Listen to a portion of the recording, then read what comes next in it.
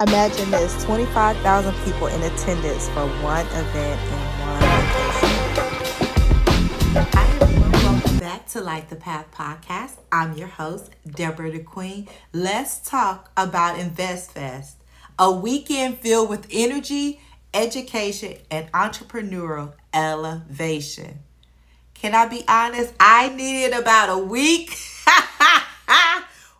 to recover. This event will fuel me probably for the next 4 months to the end of the year. It was my first time attending, and if you've been, I want to know how long did it take for you to come down off of the mountain of information. Whether you were there in person or watching online, it's safe to say this year's InvestFest was next level. It was year 5. But as always, I gotta keep it real. I gotta shed some light on the subject. So I want to break down what I loved and what I didn't, and what were my takeaways from it all. Let's start with the 3 things I did not enjoy.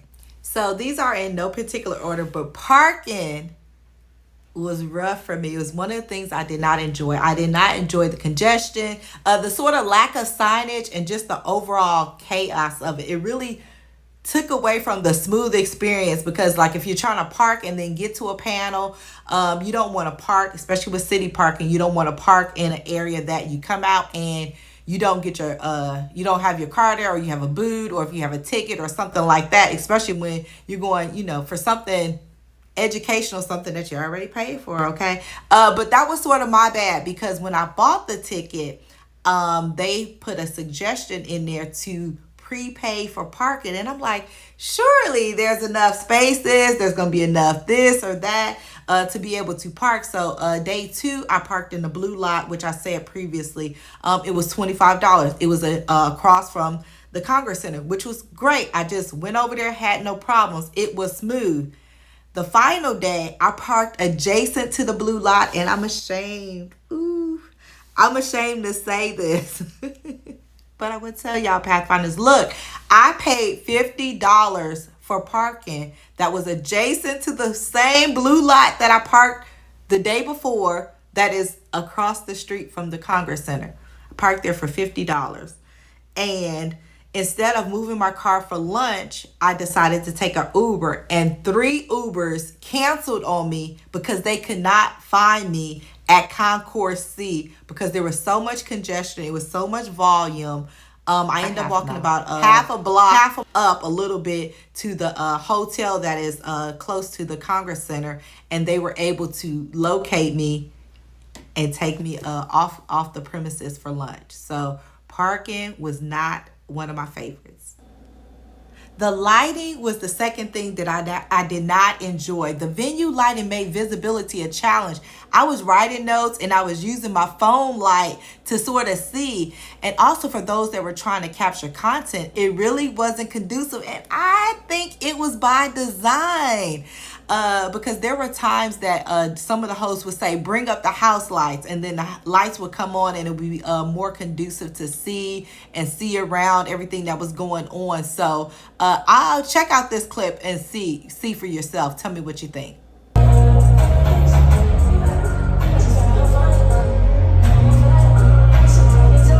make some noise for Issa Rae! Networking was a challenge for me. Ironically, one of the biggest draws for InvestFest is the opportunity to network. But unless you were intentional, it was easy to miss real connections. The environment was high energy, but without structured meetups or lounges, deep connections was a hit or miss. I didn't network until the last day. And then another 2 times that I networked was when I was at the phone charging station. As I was charging my phone, those that were around me, I sort of connected with them while I was on my lunch break the second day, and I did not leave the premises. I was networking with the people that I was around also. And then in the vendor marketplace, I feel like the energy was high and the vendors were about their business. So it really wasn't a networking type of deal for me.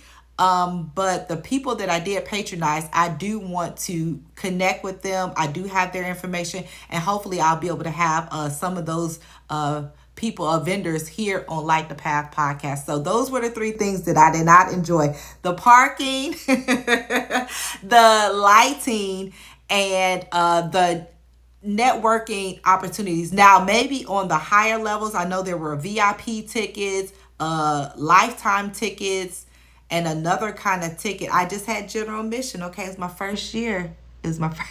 It was my first year, so I only had general admission ticket. Maybe in the other spaces, and if you were in the other spaces, I would like to know how you were able to network. And even if you had a general admission ticket, please let me know, how did you network, and if you weren't able to network at InvestFest. Those were my three things. I'm going to come back with another video with 5 things that I absolutely enjoyed from InvestFest. And remember, Pathfinders, that sharing our experiences is not only empowering, it can help light the path.